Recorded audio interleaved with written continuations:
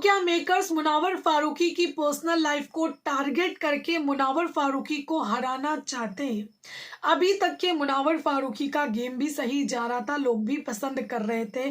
साथ ही अगर आप देखते हो तो काफी सारे लोगों के हिसाब से मुनावर ही क्लियर विनर थे।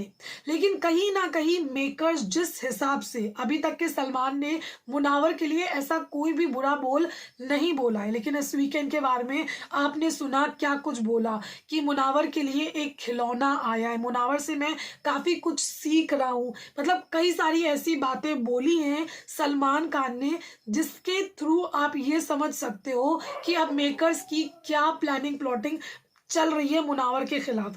क्योंकि अभी तक के मुनावर के खिलाफ ना ही घर वाले बोल रहे थे ना ही मेकर्स बोल रहे थे, क्योंकि इनके पास बोलने के लिए कुछ था नहीं जो बोलेंगे। तो जब कुछ बोलने के लिए है नहीं तो ये जबरदस्ती कुछ चीजों को खोद करके लेकर के आए हैं ताकि पर्सनल अटैक किया जाए। जब आप किसी पर पर्सनल अटैक करते हो ना तो वो इंसान जो है ना ढीला पड़ता हैगा, और फिर ऐसा पर्सनल अटैक किया जाए जिसमें जो जनता है ना, जनता का माइंड भी चेंज किया जाए। तो कहीं ना कहीं जो ऐसी चीजें हो रही है ना कि आयशा को लाना, क्या लगता है कि आयशा को ये लेकर के आए या फिर आयशा ने खुद अप्रोच किया? आयशा ने खुद अप्रोच किया है, उनको शो में आना था।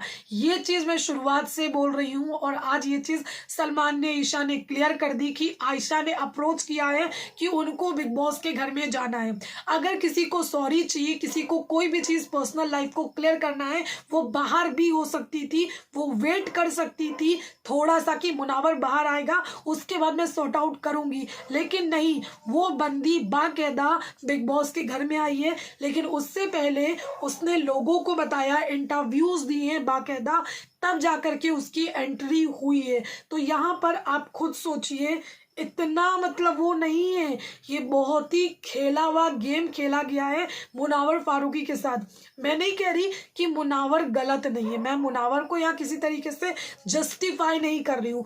मेरा कहना इतना है कि ये एक शो है जहां पर लोगों को उनके गेम के हिसाब से जज किया जाता है।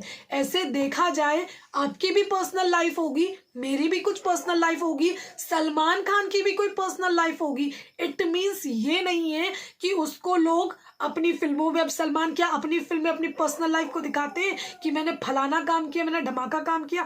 क्या मैं जो वीडियोस बना रही हूँ, जो मैं आपको रिपोर्ट्स दे रही हूँ, जो भी मैं रिव्यू कर रही हूँ, क्या मैं आपको उसमें पर्सनल लाइफ ही बता रही हूँ कि फलाना चीज हुई थी मेरे साथ, ये हुआ था, वो हुआ था? तो ये सारी चीजें नहीं होती हैं। लेकिन जबरदस्ती का टारगेट किया गया है मुनावर को गिराने के लिए। आज लोग मुनावर के बारे में गलत बात कर रहे हैं जो मुनावर को प्यार भी करते थे, क्योंकि इस तरीके की चीजें की गई हैं। जब आप किसी की पर्सनल लाइफ को घसीट के लाओगे और उसको बहुत ज्यादा बुरा दिखाओगे, जितना सामने वाला बुरा नहीं भी है, तो जाहिर सी बात है जो सामने से लोग देखेंगे ना बस वही समझेंगे।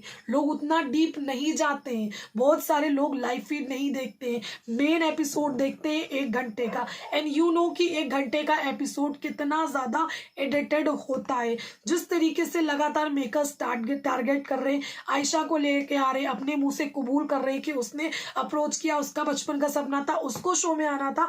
तो आप खुद सोच लीजिए कि यहाँ पर इनको शो में आकर के तमाशा क्रिएट करना था। एक तरफ इनका कहना है कि भैया मुझे नहीं करना है, बाहर जाकर के नहीं मिलना है, दूसरी तरफ ये सारी बातें जो भी हैं वो बता रही हैं। आपको ऐसा लग रहा होगा कि ये बातें उन्होंने ईशा को बताई, नहीं, ये बातें वो जनता को बता रही हैं। जो भी फिजिकल रिलेशनशिप, जो भी चीजें निकल के आ रही है ना, वो जनता को बातें पहुंचाई जा रही हैं ताकि मुनावर का जो लेवल है ना वो और भी ज्यादा गिरता जाए, गिरता जाए, गिरता जाए। और जब लेवल गिर जाएगा ना तो जाहिर सी बात है विनर कोई और ही बन जाएगा। तो षड्यंत्र जो है ना मुनावर के खिलाफ रच दिया गया है और मुनावर को पूरी तरीके से फंसा दिया गया है।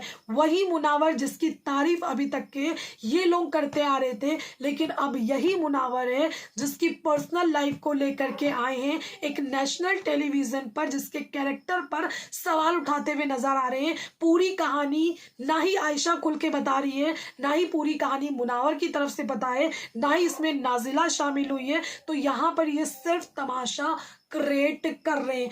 हमेशा तालियां दोनों हाथ से बजती हैं।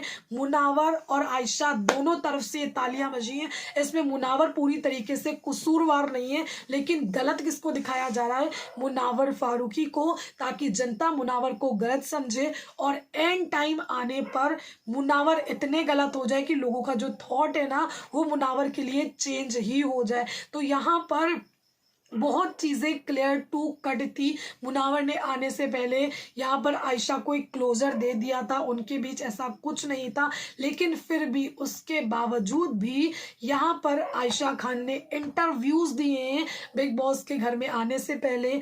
बिग बॉस को बाकायदा वो पहले दिन से आना चाहती थी, अप्रोच कर रही थी, लेकिन कुछ नहीं हो पाया। फिर वो मीडिया में गई और फिर जा करके फाइनली, क्योंकि और टीआरपी ऐसे जा रही थी, तो मेकर्स ने एक और चांस लिया कि चलो एक्स को लेकर के आते हैं, जिसके इंटरव्यू सामने आ रहे हैं, कुछ तो कंट्रोवर्सी होगी। इसी वजह से एक ही प्रोमो को 3 दिन तक के दिखाया गया कि आई है आयशा, मतलब लोगों में सस्पेंस क्रिएट होगा कि मुनावर का क्या रिएक्शन है, मुनावर ने क्या बोला, तो मुनावर पे ही खेलना है। आज के एपिसोड में कोई अच्छी बात कर रहा है, कोई बुरी बात कर रहा है, मुनावर के बारे में कुछ भी बात कर रहा है, लेकिन पूरा एपिसोड मुनावर के नाम था, मुनावर का शो था, ना कि वो वीकेंड का बार था। फिलहाल मैं अभी बोलूँगी कि मैं ये नहीं कह रही कि मुनावर पूरी तरीके से सही है या फिर जो भी चीज़ें, लेकिन मैं ये अप्रिशिएट नहीं करती हूँ कि किसी की पर्सनल लाइफ को आप नेशनल टेलीविज़न पर लाओ और उसका तमाशा बनाओ। आपने एक बंदे को बुलाया है अपने शो में कि मेरे शो में आओ, गेम खेलो, ना कि आप उसके साथ गेम खेलो। क्या कहना है आपका? कमेंट करके ज़रूर बताएं। Thank you.